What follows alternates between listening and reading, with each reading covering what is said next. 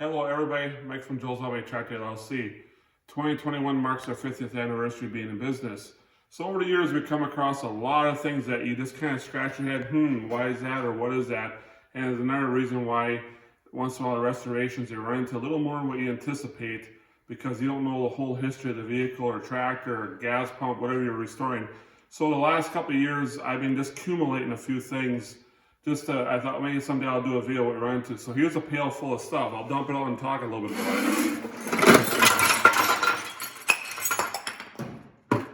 So, first of all, we'll grab a hose. A lot of times your old radiator hoses, you can also have a blowout. As you can see, she's really mushy right here. That's common on old radiator hoses. It's amazing this one didn't blow out. It was getting pretty close to it. So here's another one, your oil pickup screens on some of your old tractors. They have this on the bottom and an oil pickup.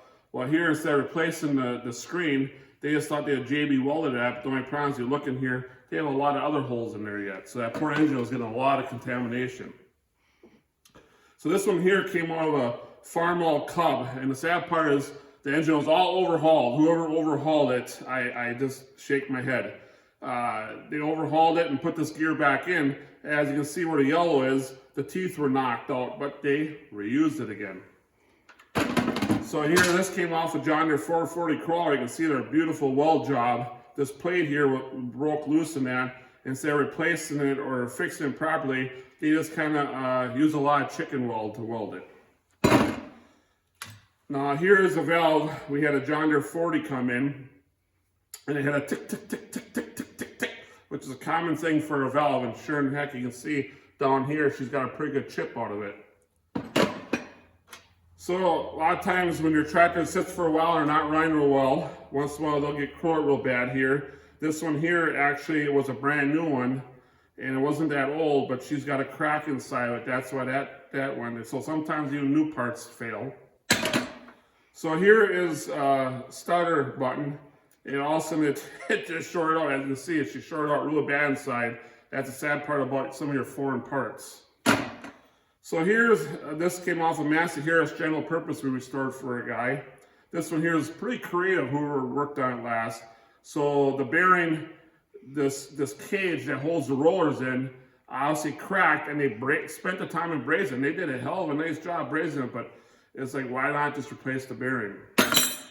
So here's a connecting rod that came off a 2-cylinder, and I'm kind of awed on this one.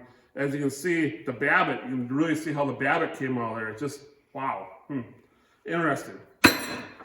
So this one here, the good old repair, when you're out of fuses, use a bolt. Don't have to worry about that one going to short out. So this came off an unstyled John Deere B that we're currently working on right now. The customer brought in bushel baskets. A person restored it before us and did some bubble gum and duct taping. And when they overhauled the tractor, this is the oil line off the pump to the crankcase, to the crankshaft, to one of the main bearings here. And we put these lines back in. You gotta make sure you line them up right. And obviously the previous restorer did not do that. So the crank was going around. Every time it went around, it was wearing through this line, and it ain't far from going through. So we had an 8 and 4 in here. I just shook my head on this one too. So this one here, this was their on and off switch for their 8 and 4. That's how they turned it on and off their tractor. It was kind of a creative one. So John Deere 2-cylinders, like your B's and your G's and 70s and all that, they're kind of known for, if you don't watch a clutch drive, they equal out the splines real bad. So this is kind of a common thing. So what guys will do, they'll weld them up or braze them up, and then they'll file them and grind them and make it tighter so the clutch tie doesn't wrap. But this is off a John Deere B that we did for a guy. So we ended up putting a different crank in his tractor. Here's the other half of the good old welding of that other piece. So tank liner. Tank liner is a very common thing on tractors, and we use a lot of it in the tractors, about 50% of it. There's two different products out there. There's a red color one, and there's like a whitish gray one. Well, we found, we've had over the years, we've had a lot of the whitish gray stuff. This is what happens. It comes off. It doesn't stay on for some reason. It's not a good product. So now that you're on the John Deere 2-cylinders, you got your oil pump, the shaft that goes up to the governor, and there's this little coupler. It's supposed to be one piece. Actually, here's the other piece. It's supposed to be like this. So what happens if you get water in your crankcase down by your oil pump, this here is supposed to break so you don't get water and make parts. Well, this is what happens when it's split apart. This came out of John Deere 2-cylinder. So here's another one. This is your flange for your fan clutch. So there's one on each side, and you got the spring that puts a tension on it, and then there's disc. Well, if you let it go so long that the discs are gone, as you can see, the fan was let go way too long that it was starting to even wear this. It's supposed to have that, you can see the flange, you can see the groove here. She's beyond worn out. So here's another bearing out of a connecting rod. I think this came out of an Alice, if I remember. I can't remember what tractor it came out anymore. So here's a bearing race off the front wheel off the Farmall H.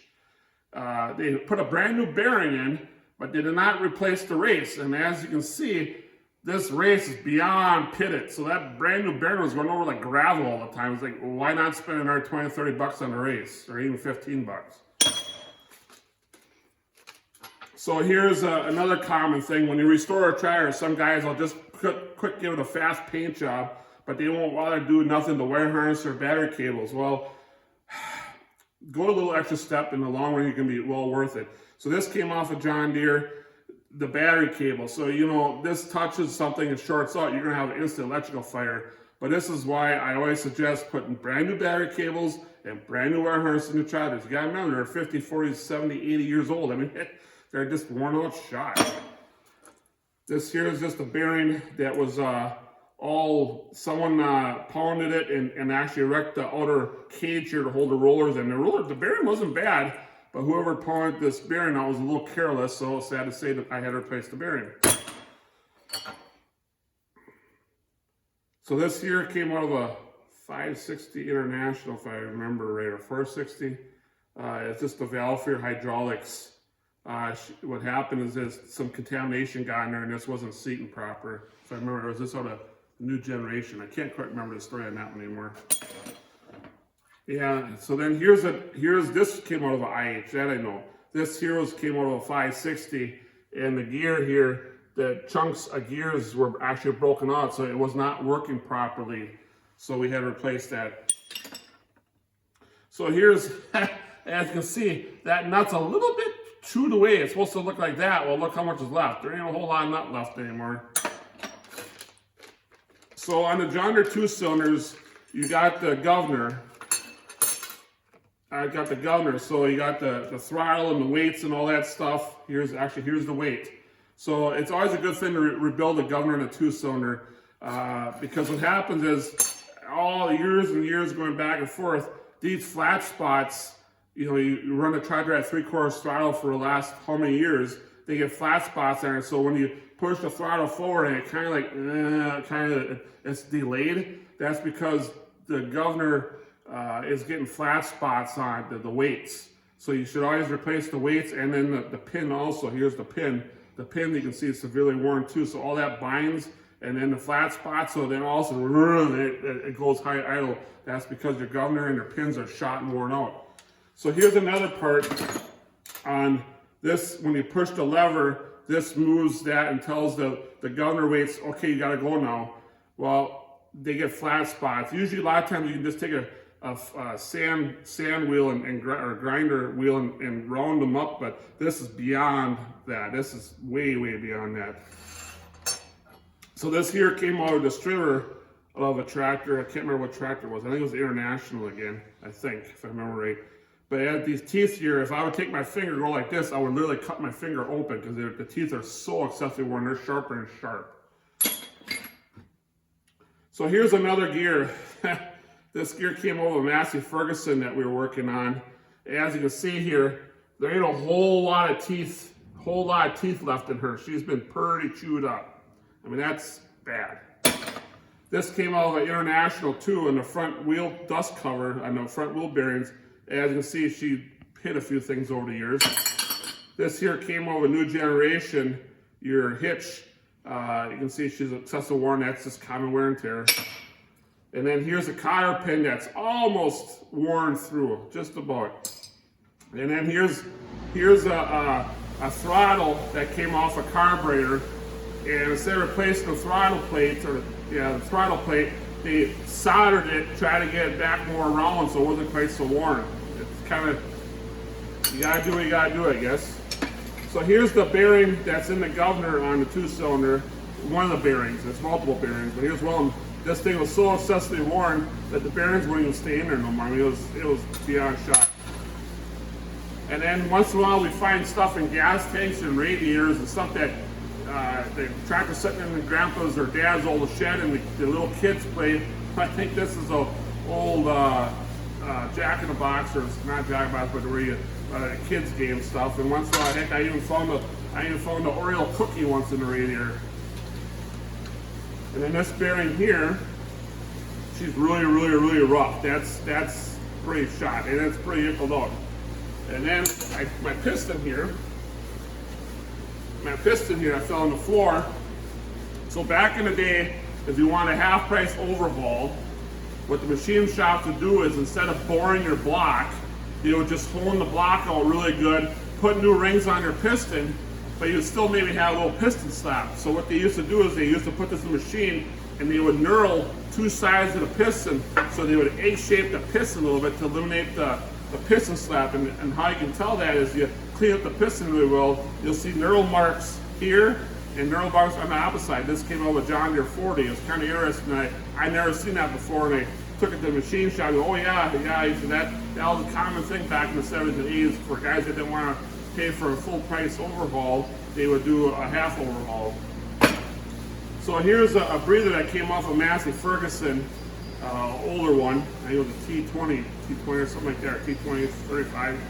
And as you can see, the condensation inside the pipe here, she rotted inside out, which that's kind of common on some of your fuel lines, so that does happen. So that's stuff that you run into when you restore tractors and that, you know, you can go from an easy, quick project to a huge project, because you just don't know what you're going to run into on this stuff. Sometimes you run into nothing, sometimes you run into a lot. You just don't know. It all depends on how the tractor is maintained and taken care of and how many hours are on it. Depends on where it was in our country. It was further from down south or out west or more east. Depends on the climate. Sometimes you have a more artistic climate along the oceans, or you know, there's more on a dairy farmer. You got the ammonia and stuff from the animals. So in our restoration business, we run a lot of stuff, and people a lot of times ask, what's going to cost, which is a good question, but there are a lot of unseen that we run into all the time. So that's why when we do restorations for our customers, we're always on the phone. Hey, I ran into this. Hey, I ran that. Or I'm texting them pictures or emailing them pictures all the time, and so that way they know why we did what we did, and that we always keep the parts and stuff. And see, we keep the parts for the customers, and that way they can see why we fixed it or not. If you have any other pictures or something, I'm going to share this on my Facebook page, and I'm going to put it on the YouTube, but if you see it on my Facebook page or on other Facebook pages, share some of your stuff that you guys ran into on your old tractors. I'm sure there's a lot out there, you know, too. A lot of times you run into things where people don't have the time or don't have the money to fix it properly, so they just do a quick repair to get them gone through, and then once in a while it gets kind of left and never gets repaired properly. And then all of a sudden, now in my world, it comes to my shop, hey, we want this tractor restored. Well, now I got to bring it back the right way, and this is the stuff that we run into. And this is, believe it or not, this is like 2 to 3 years of stuff that I run into. I mean, it's just mind-boggling once in a while. Once in a while, I scratch my head, what were you thinking on that? It's kind of comical, and sometimes I can see why they did what they did, because they got to get the crop off, or they got to get the animals fed. So feel free to check out our website, joelzabetractor.com, or our Facebook, Joel Zabe Tractor, and our YouTube channel also. We have some other videos on there of this different stuff we did, and I'm going to keep on posting more pictures. Thank you for watching.